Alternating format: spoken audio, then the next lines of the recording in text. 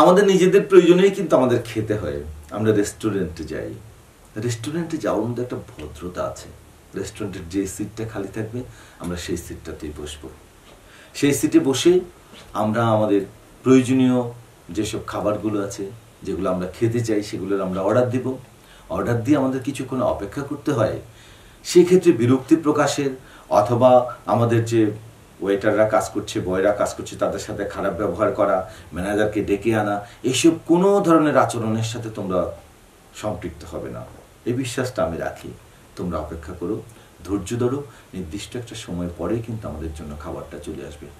কখনো কখনো আমরা দেখি যে আমাদের এই ছোট্ট বন্ধুরা, আমাদের যে শিক্ষার্থী আছে, তারা কি করেন, তারা সেই বেঞ্চের উপর পা তুলে বসেন, লো বেঞ্চের উপরে, এবং সেই রেস্টুরেন্টেই রাজনীতির আলাপ আলোচনা, এটা ওইটা, এর সমালোচনা করা, তার সমালোচনা শুরু করে দেন। এতে করে কি হয় জানো বন্ধুরা, পাশের টেবিলে যে ভদ্রলোক বা ভদ্র মহিলা বসা আছেন তারা খুব বিরক্ত বোধ করেন।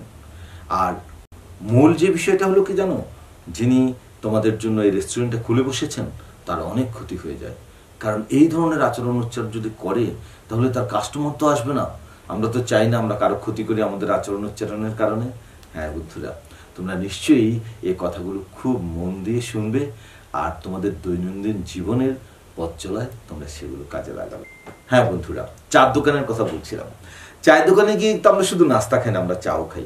কখনো কখনো দেখা যায় কি জানো বন্ধুরা, তোমরা খুব তাড়াহুড়ো করে চাটাকে ঠান্ডা করার জন্য পিরিজের মধ্যে সেটা ঢেলে দাও। তো পিরিজের মধ্যে কিন্তু চা ঢেলে খাওয়ার সম্পূর্ণরূপে অভদ্রতা। এটা যদি কেউ দেখে তাহলে মনে করবে না জানি কোন পরিবার থেকে তুমি এসেছো, নিশ্চয়ই তুমি তোমার পরিবারের কাছ থেকে এটা শিখে এসেছো। যদিও আমরা জানি অনেক আমাদের বাবা মা আছেন তারা এই কাজটি করেন না, কিন্তু এই যে তোমরা যারা ছোট্ট বন্ধুরা আছো, তোমরা কোথা থেকে যে এইসব বের করে নিয়ে আসো অথবা তৈরি করে করে সেটা চালু করে দাও, সেটা কিন্তু অশোভন দেখায়। আর একটা ব্যাপার হলো, তোমরা যখন চা নিতে যাও তখন এত জোরে একটা শব্দ করে চাকে টান দাও, বাতাস আর চা একসাথে তোমার মুখের ভিতর গেলে একটা বিশ্রী শব্দ হয়। আমরা এমনভাবে চা পান করার চেষ্টা করব যাতে করে আমার পাশের বন্ধুটাও না জানে যে আমি চা নিচ্ছি। আর চা খাওয়ার বা চা পান করার একটা নিয়ম আছে। ধীরে সুস্থে, আস্তে আস্তে, কথা বলতে বলতে, গল্প করতে করতে, একটু পরপর এক চুমুক করে চা নিয়ে একটু সময় নিয়ে শেষ করে ফেলতে হয়।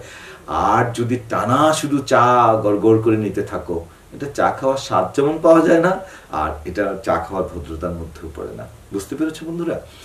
তো আমি আশা করছি তোমরা আমার কথাগুলোকে খুব মনোযোগ সহকারে শুনবে। প্রত্যাশায় আজ শেষ করছি এখানেই।